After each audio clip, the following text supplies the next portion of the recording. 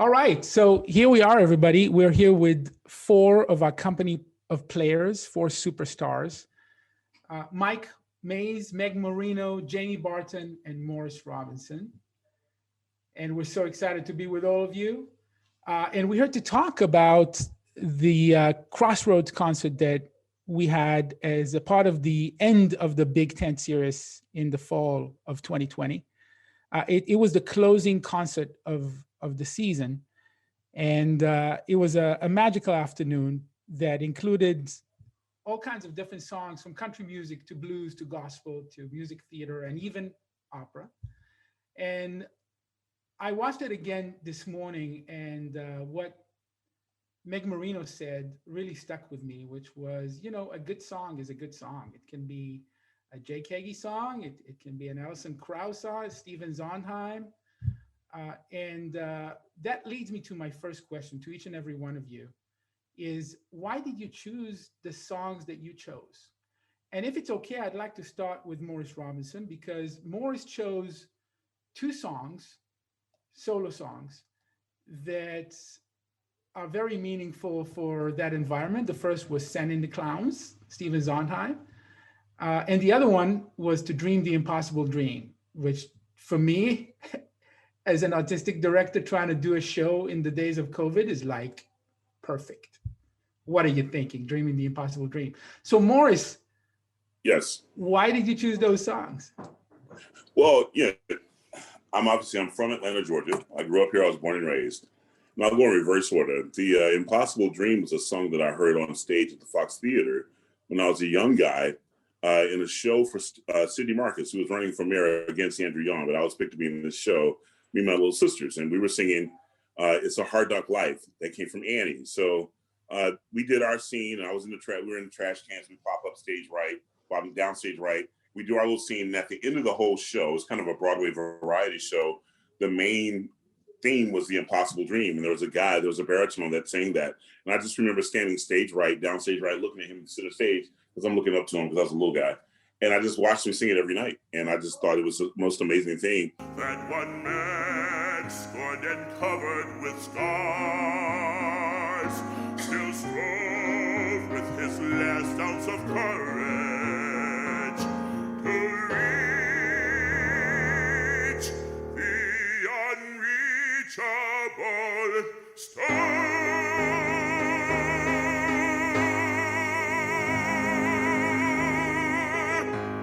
And it was just nostalgic for me because I ended up being that guy. I ended up being on the stage of the Fox Theater at some point in my life, being a principal singer. And you just never know that would happen. So I wouldn't even call it a dream. It was like an impossible probability so much. So that actually made a lot of sense to me. And I think at my high school graduation here at the Atlanta Civic Center, I was a soloist for that. And that was one of the songs I sang.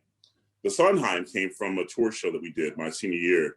I was avoiding singing as much as I could because, as any old good old Southern boy that plays football does, you don't want to be in the choir. It's like something you don't want to do. But they made me be in a tour show, which is like their Broadway variety show that we went and did. We do like galas for IBM and for Coca-Cola. Then we fly to LA and do a show, and then we fly to Paris and do a show in Kester. We're all over the place doing shows like that. And one of my solos in there was Sending the Clowns. It was so boring in the middle of all this other stuff. But, it was one of those mellow moments. And it was really the first time I was on stage as a real singer. So it meant a lot to me that I learned that song years ago. And every time I heard it, I thought, wow, I actually sang that when I was a kid. So it was a wonderful to kind of regress back to that moment of nostalgia and have that to be presented in Atlanta, the city where I really just grew up and learned everything I know. So, yeah. And it was perfect in that environment because it was an afternoon, a matinee performance right before the final performance of Pagliacci. Talk about Sending the Clowns. So it was like nicely done, Morris. And I ushered them right on in. So there you go. Right there. Right there. And talk about Atlanta and folks that are from Georgia. We have Jamie Barton, who's from Georgia, and chose to sing two songs that have to do with Atlanta. One is Oh Atlanta, and the other one is Georgia on My Mind. Tell us a little bit about that, Jamie. Well, I honestly think that so many of us that are in this career come from a life of other music, right? there are very, very few people actually I know who are in the classical music career who don't have some entry into loving music from a different angle. And these two songs were kind of a perfect little pastiche of that for me. I had never actually sung Georgia on My Mind live for anyone until that concert, which was really cool to get to not only sing it for the first time with the Atlanta Opera in this really special big tent series that we got to do, but also in Georgia, in Atlanta, in a place where my mom was in the audience, where some of my friends from high school actually came to see. Like, it was just kind of full circle, particularly with that one. And then Alison Krauss, man, is the whole reason I know Oh Atlanta. Now, I know it was written by other people. I can't remember who it was because in my brain, it's Alison Krauss. Yeah, I think it's Mick Ralphs. Okay, I that think, makes according to the research, but Alison Krauss. Alison Krauss in my brain, honestly. I remember actually when she put out her album with Union Station, my dad was so in love with that album that he actually bought multiple copies of it to give out to the entire family for Christmas that year. He loved it so much. We listened to it nonstop in our house, and I just loved that song so much. And so it just, being that we are in Atlanta and it is the Atlanta Opera, it just made so much sense to me to offer that one. But here is like a Hoagie Carmichael classic and my interpretation via Alison Krauss is very much a country kind of thing, coming together with a group of opera singers where like they're all playing instruments. I've got a little shaker egg, like Morris is on the drum set. Like, it was just so much fun to get to do this kind of thing. That shaker egg was important, girl. No downplay it. I was backing you up, man. I got that percussion for you, man. I was helping. It felt like a real team. Like I said, I watched it again this morning, and it was so awesome to watch again. Of course, both of you and Morris sang those songs, Georgia on My Mind and To Dream the Impossible Dreams, as a part of our Love Letters to Atlanta. Both of them shot at the Fox. Was it different, like doing it at the Fox first and then singing it live? Hands down, for me, definitely. At the Fox, if anybody's watching or has watched the video, which you should totally go see these love letters. I'm in a gown.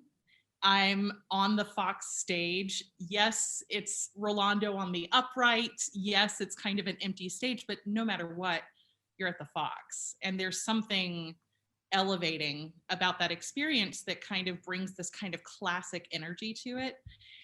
I loved that.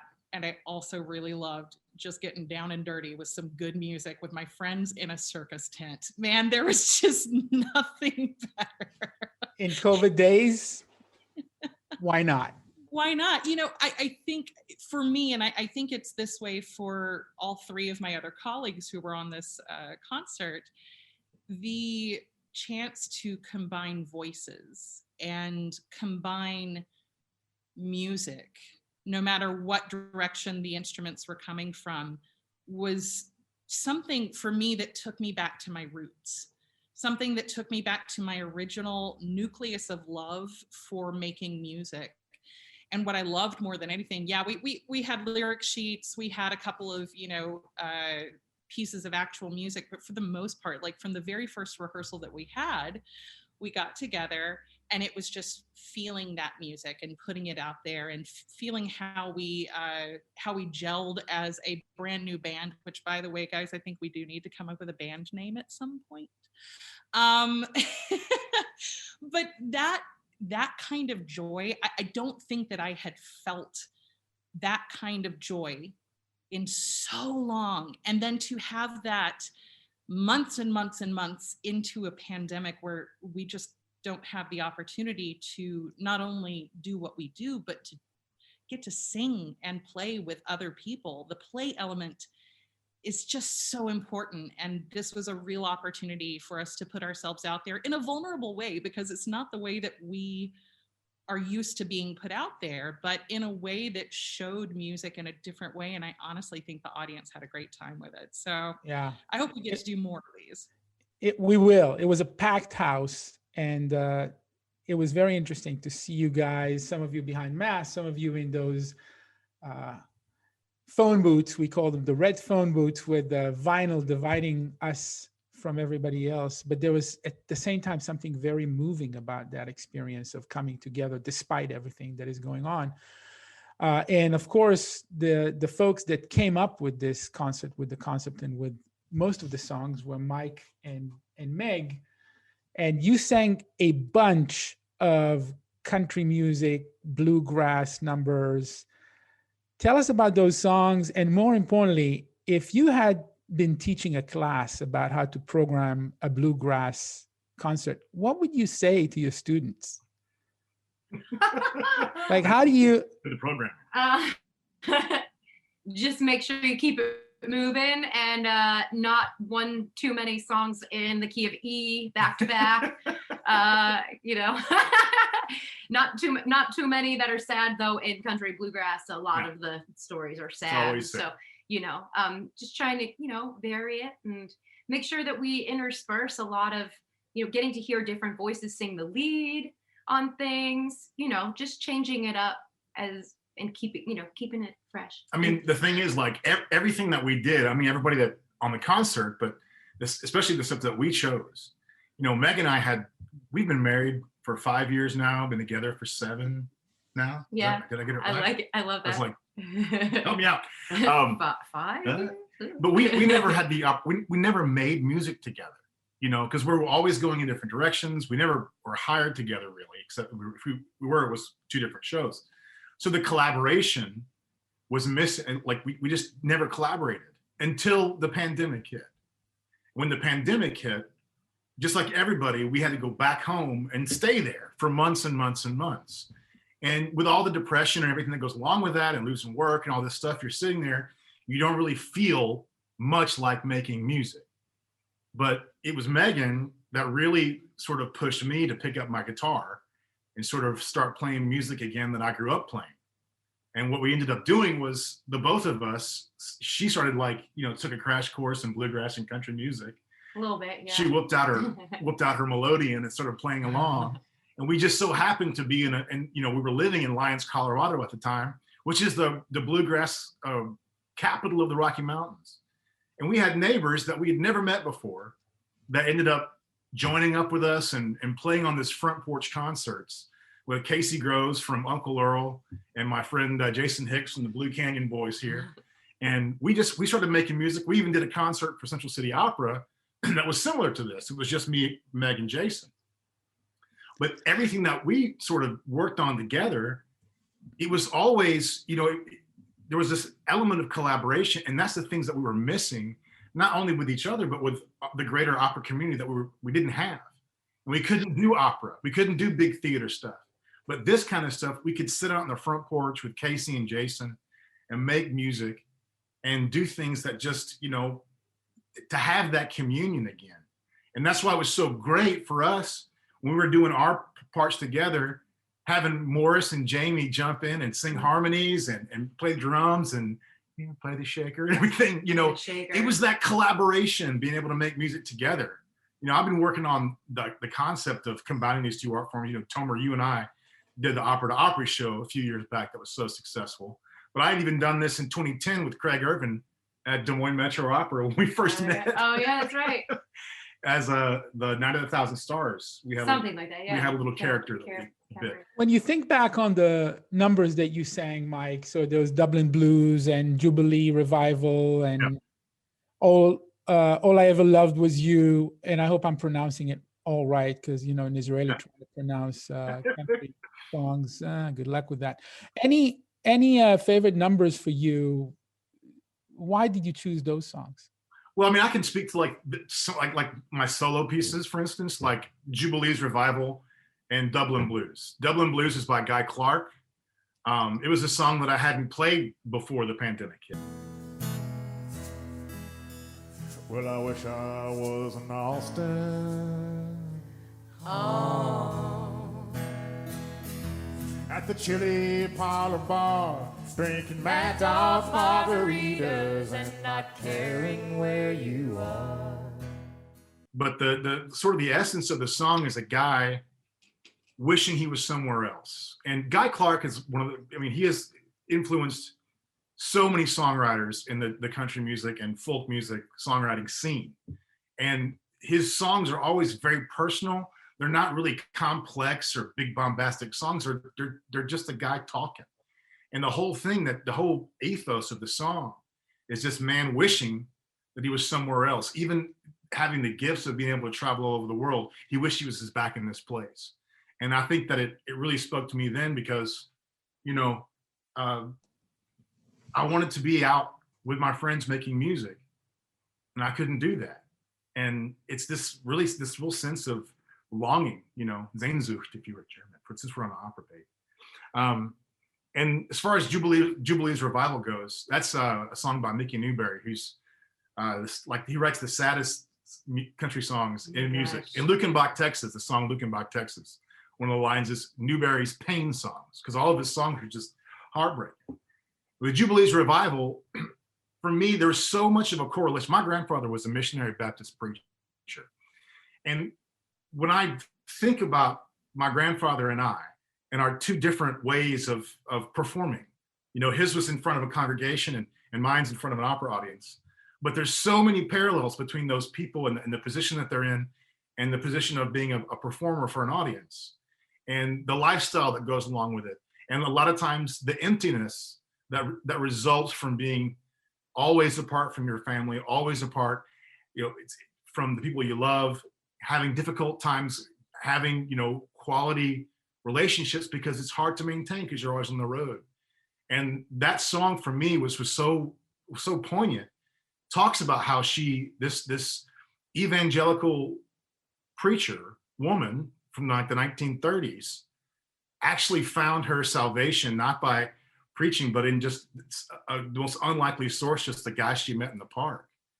And she leaves all of that behind in order to pursue like this quality relationship of love and all that stuff. And, as an opera singer, as any performer will tell you, there's always this sense that you're losing something by performing, you're missing something. And this idea, there's always this voice in the back of your head saying like, you should get out, you should go, find something else. We keep getting pulled back in.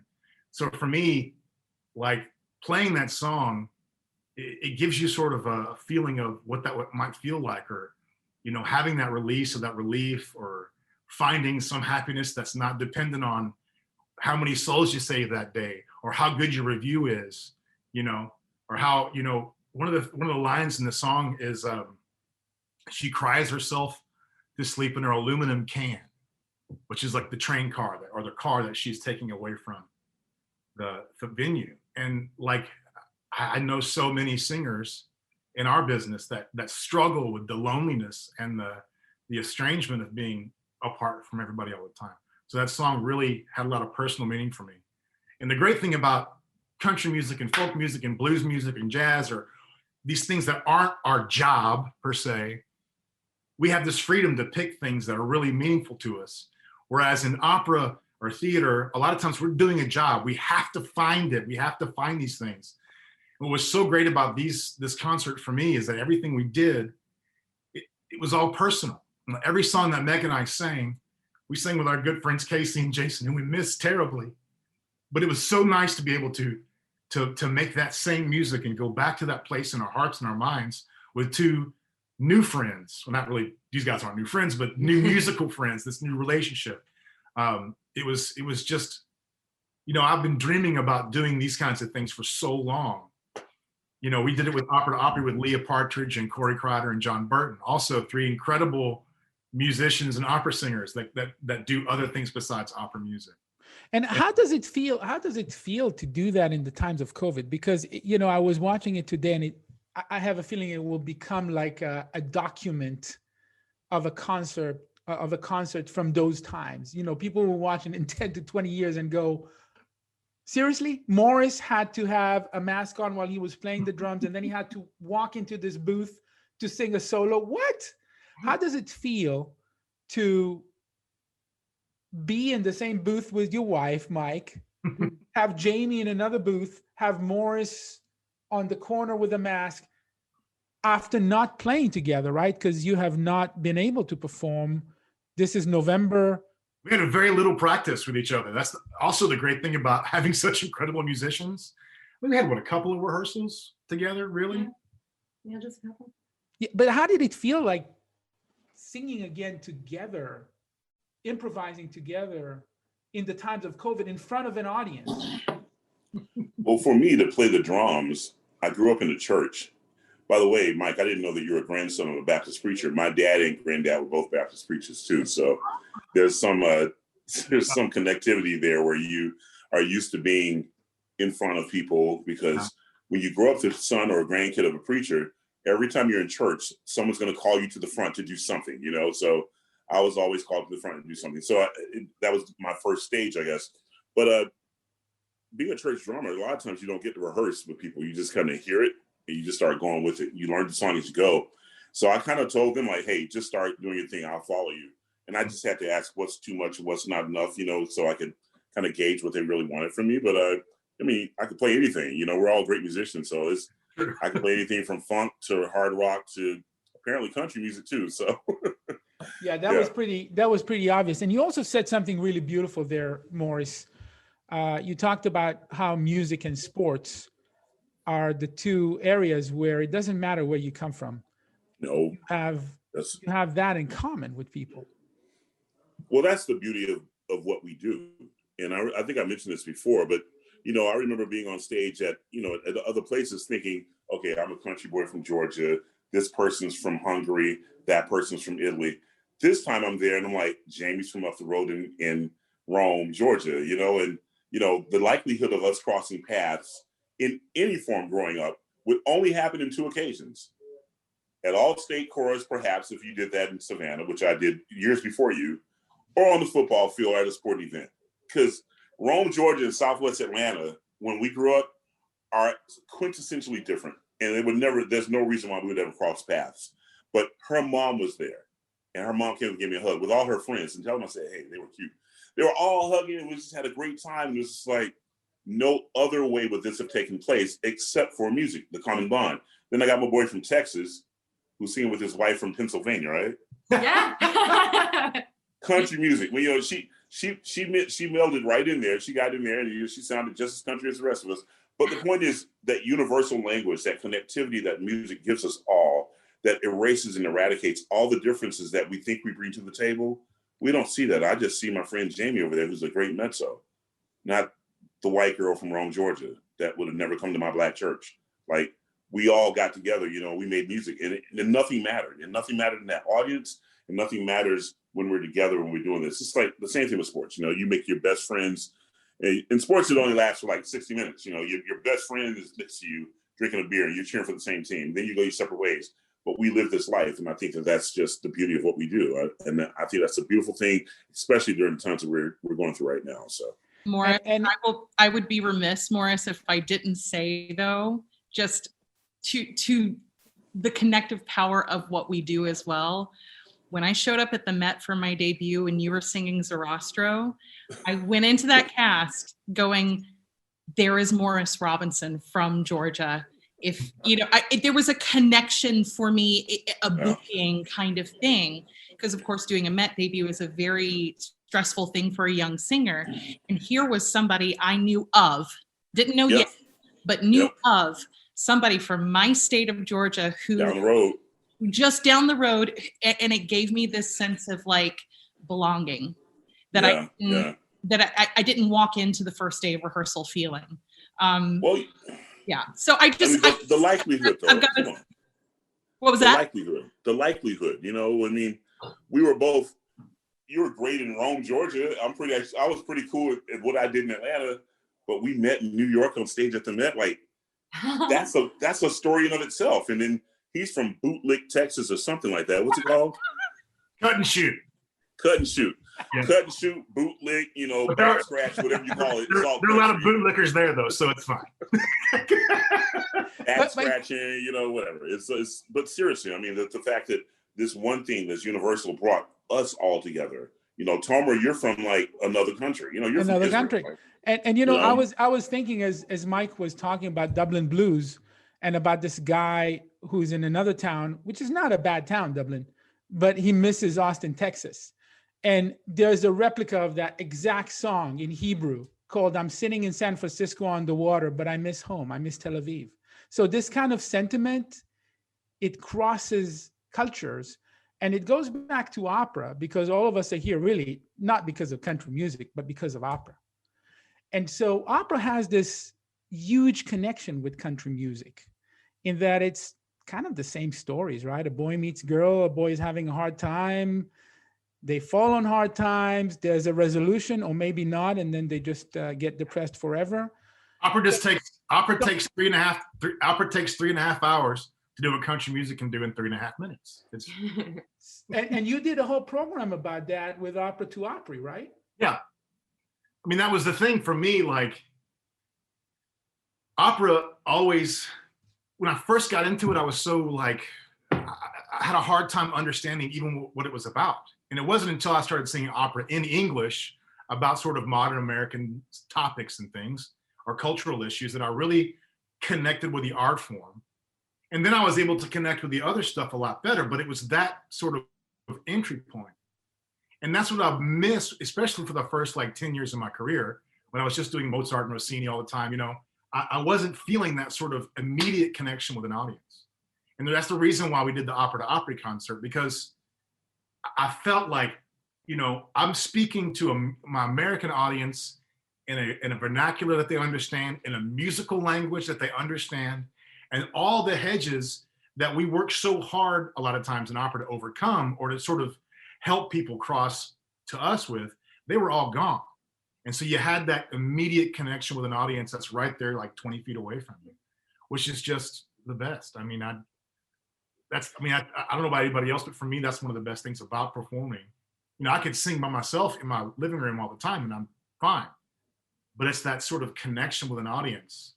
And when you have an eager audience, I mean, you remember with Opera to Opry, when we did the opera part, everybody was like, that's very nice. Oh, that's very good.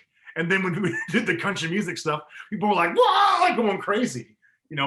Partly because they'd never seen opera singers probably do that kind of stuff before, but a lot of it was because it's music they recognize. Yeah. The synergy that is created with live performance of us being on stage together is a wonderful energy. And I make a lot of sports references, and I know everyone doesn't have that background, but the similarities are so interesting because when I'm on stage with people like you guys, and I'm pretty confident in what I can do, and I feel good about it.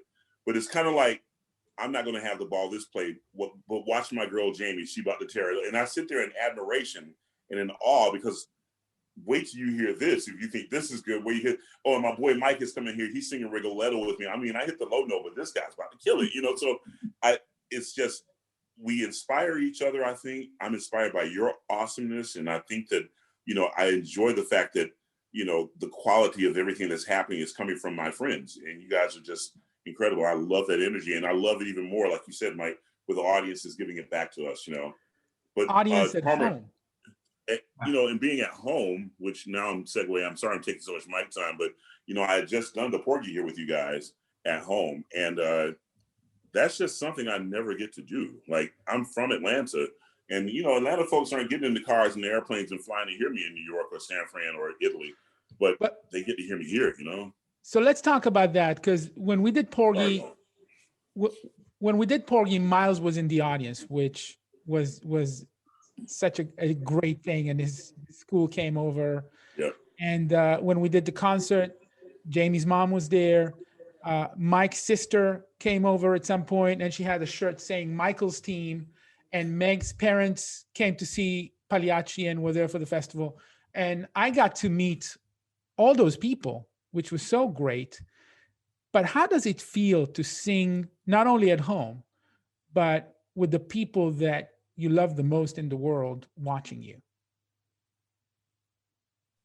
I mean, if I might just jump in on here, it's an opportunity that I wasn't sure that I would be afforded. Because let's be honest, the travel to be able to come see somebody you know in performance in another city is so often really prohibitive for a lot of people. But with Crossroads, getting to look out and see faces that I know and love, with Dead Men Walking, oh man, can I tell you, 2 busloads of people from Rome, Georgia came to see that show. And to have literally the church members from the church that I grew up in and the church members from the first church that I worked in coming back to my dressing room, having, I think I accurately can say literally having just had their souls moved by a piece of art that my hometown opera company put on, that I got to be a part of. You can't put a price on that. There's something that hits really personally to be able to know that not only do you get to do this in your hometown, but you get to touch the lives of people who you have known since the day you were born. And that I mean, talk about a luxury for me. Seriously, I think for all of us who get to perform, when we get to really do what we do for the people that we have known for so long, it's an incredible thing. You know, but for you having the opportunity, Jamie, to perform in Atlanta, just like with me performing in Atlanta and Tomar giving us the opportunity, there are a lot of people that would not have even walked into an opera house, right? Like, the only reason those 2 busloads of people came, or my son's entire school came to the opera, was because Atlanta Opera put people from home there. And I think when you talk about things of reaching out into the community and reaching out and trying to build your audience base, you know, a lot of people showed up and didn't know they were going to like it. They fell in love with it. So now they may come back whether you're on stage or not, because you were there and you made it acceptable to them, and you made it approachable to them, and you made it comfortable to them. So I think that's just another aspect that we have to think about. You know, performing at home for me is always really hard because, you know, I got so much going on here. And when I'm gone, I can't do any of these things. You know, Denise handles everything. So when I'm in town, it's like, take them to school, pick up the dog, do this, cook breakfast, blah, blah, blah, blah, blah. Throw the garbage. Oh, throw out the garbage, you know, this, that, and oh, and I got a show tonight. So it's like, so that becomes challenging. But I think, you know, the beautiful aspect of it all is bringing it back home and having people that would never even get a chance to hear you sing. They read the articles and they wish they could hear you, and now you're here. So I think that that's just a wonderful thing that we were able to do here. Amen. Amen. Which is really connected to this idea of the company of players, and the 4 of you are a part of the company of players. So what does that mean for Atlanta Opera and for the industry now that we created this thing where you have an opportunity to be at home? Is this something that works? Is this something that should be a standard? What are you thinking about this program? Can I jump in here? Please, Meg. It's like the first time that Michael and I have gotten to spend more than a couple weeks at a clip together since we started seeing one another. Not even since we got married. Like, so that to me, we started to establish an actual rhythm and pattern to our lives together. And, you know, getting totally real, having the opportunity to actually work through something that maybe if I'm only home for 2 weeks, you know, I just go, you know what? I don't want to deal with it right now. Like it's fine. We're going to be away from each other for a little bit. And it's not, but not the You're same. right. No, but you know what I mean? Where you just kind of, you guys know what I'm talking about because you go away sometimes too. And it's like, you love your spouse and you love your family, but there are little things that if you are actually having a real regular life with them, that relationship could be deeper and you could be even more honest with them. And it could be a lot more functional. I don't know how else to say it, but you know, you can have those real conversations. There's time for it. You're comfortable. And I don't know, to get to actually, just to go back to the Crossroads, getting to be in a little shower cube with my husband and sing to everybody. And oh my gosh. aside from rated PG. Not like our OnlyFans account. That's totally different. a shower cube. I'm sure our OnlyFans.com/Mayes set designer will be delighted to hear that that's what you think Oh, of this I heater. know. Oh my god. Oh my god. No, but to actually get to really sing with him, because there's not a ton of repertoire where we cross streams. You know, to actually get to sing with him and to get to choose what speaks to us and dig into it and create arrangements with our friends who are like grade A humans and musicians, and you just throw them an idea and they're amazing at playing yes and just going for it.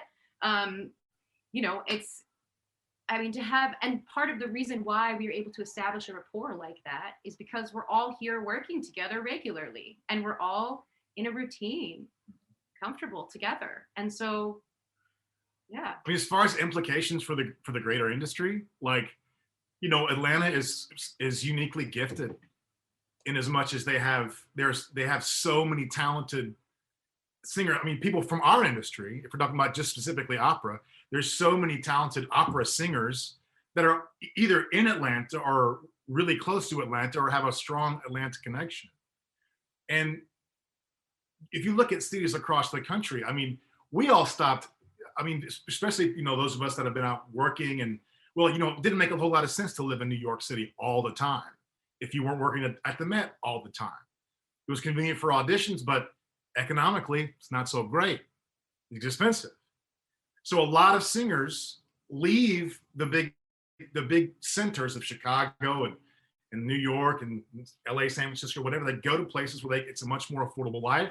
They can have families and lives and children where you couldn't do that other places. When you look at cities like Atlanta all across the country, that's the case everywhere.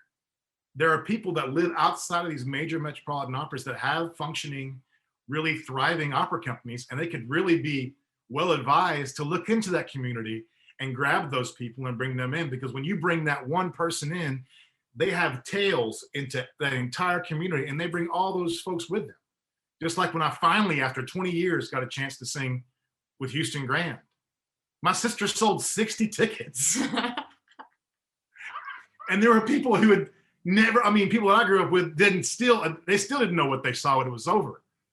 But that's a whole new, like, it's a whole new audience that, you know, how hard do we work with every opera company and community outreach and doing all that stuff? Well, when you bring your community into the opera house, you don't have to work so hard to reach out because they're already there with the singers that you have right there in your house. Yeah, I genuinely hope that one of the things we see from this experiment of a year in the Atlanta Opera having created what is basically a fest program in the United States for their house is that, number one, we singers are going to have opportunities to be more balanced in terms of our life, in terms of the output of travel and stuff like that. But more than that, to me, this is a step in the direction of creating hometown heroes, hometown stars, hometown people that the community can look in and go, oh, I liked that person in this, they're going to be back in that, I want to go to that. Having people that, artists that people can get to know a little bit, because that for me is a step in the direction of taking the barriers away from people coming back to the opera house. It's one of the things, you know, that we do live in an industry that is by and large a transient solo artist kind of situation in the United States. We don't see a lot of the same people in one house very often. That's difficult for most houses in the United States, unless you're something that's doing, you know, upwards of 15 different productions a year.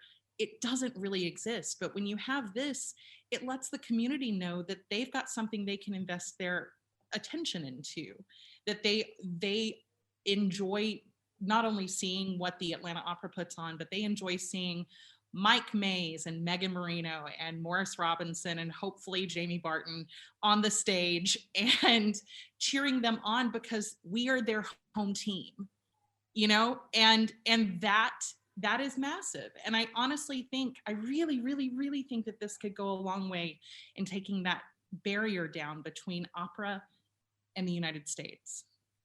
Ultimately, opera is about people.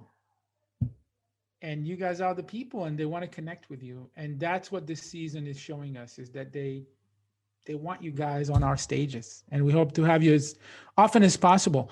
Now, we have a few more minutes left, and you mentioned one of my most beloved people in the world, Jake Hagee, and Dead Men Walking. And one of the songs that was performed is this incredible song, 100,000 Stars, that Mike premiered in Seattle.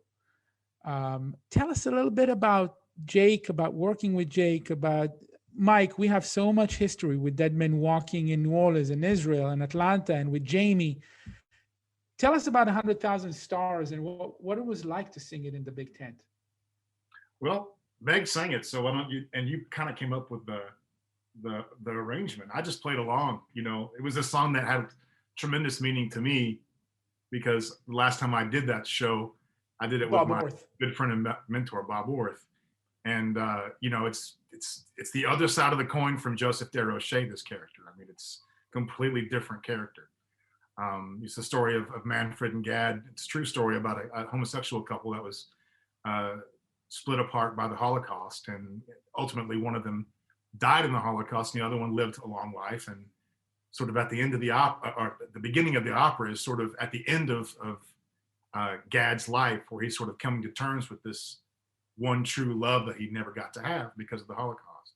And Manfred's ghost comes back and they sort of reminisce and sort of get closure about the relationship. And this particular song comes right after when they're talking about hitting the clubs in Berlin, the underground clubs where they had to hide and do everything. And, you know, Gad says, after this big explosion of laughter and love and reminiscence, he says, but so many died, so many have gone, you know. And Manfred sings this song to sort of give some comfort. And Megan's just started. Megan, you actually sang this for a recital before. Oh yeah, he left it sitting on our piano at one of the apartments that we were renting in New York once, because he was preparing for the show or had just finished something like that. I had just come back from doing it or whatever, and I was like, oh, what's this? It was just in sheet music, and I was like, oh, this is really pretty, you know, like just playing and singing it, and I was like, huh. This was in the show you did, huh? Oh, great. Is it okay? Like, do you think Jake would be okay if I just put it? I mean, this will go really good in this particular recital I'm programming. I'm just gonna. And of course, you used your melodeon. Well, yeah. So when we were, the first recital was for. First recital was just like a small like weekend thing that I did with. Like, Baltimore Concert. Oh no, yeah, or no, Opera Delaware. I came down on the Amtrak. Yeah. Joe Biden style. So I was, sorry, this summer, it goes back to the summer, pandemic time, when it really was starting to, you know, the reality of the situation was really setting in. The song kind of popped in my head, and we had just turned off the news and went out to sit on the porch because we were going to hang and play with people that night. And they had said that we had just crested the 100,000 mark. Exactly. Passing away. That's it. And it just, something about that melody started kind of ruminating in my mind. And I just, like, couldn't remember what key it was in. I just started to play in whatever key felt right to sing it in, which was, I think like a fourth lower than where it's written. but I just started to play it, and our buddy Jason, who had just, you know, come down the street, he just picks up his guitar and he's like, oh, okay, cool, you're in G minor, great, and or D minor, whatever. And he's like, okay, just noodling around, and then he just started to play this beautiful solo over the chords, and it just all came together. I mean, there is a section in the center of the song when it is in the context of the opera that we removed because it's very Holocaust specific, talking about the train, you know, passing and things like that. And also, you know, to keep the form a little bit more simple and digestible in the context of kind of turning it into another genre. But I mean, a good song is a good song. And I mean, shoot, it just, and the second verse of it, you must not be afraid now. This will not be the end. 100 million stars will be born to fill the sky again. Like, yeah. I can't. You must not be afraid now.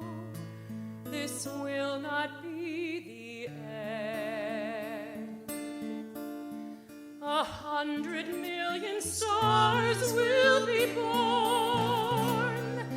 to fill the skies again. You never are alone, love. Yeah. We can't lose sight of that. Like, we have to keep that hope. And so that part of that song where he's talking about the devastation, and now in the context of, taking it into the context of where we are now, and hopefully looking forward to, really holding on to this, we're going to get out of this, the sky will be filled again, Yes. is the lights will go back on, we did Out of Darkness in Atlanta 2 years ago. Mhm. And a lot of the audience members remember that show very vividly. It's very difficult to forget that kind of show. But it was so interesting to watch those same people that watched that production, watching you guys sing 100,000 Stars in the middle of COVID in November, when hundreds of thousands of people at that point lost their lives to this virus. And then making, like, the coin is dropping and they're getting it totally, that this is way more than just a show from out of a tune from Out of Darkness. And as we move forward, and this is a few days before inauguration, and we have a lot of hope for the future. I want to close by asking each and every one of you, what is your hope for the future after one of the most difficult years in memory?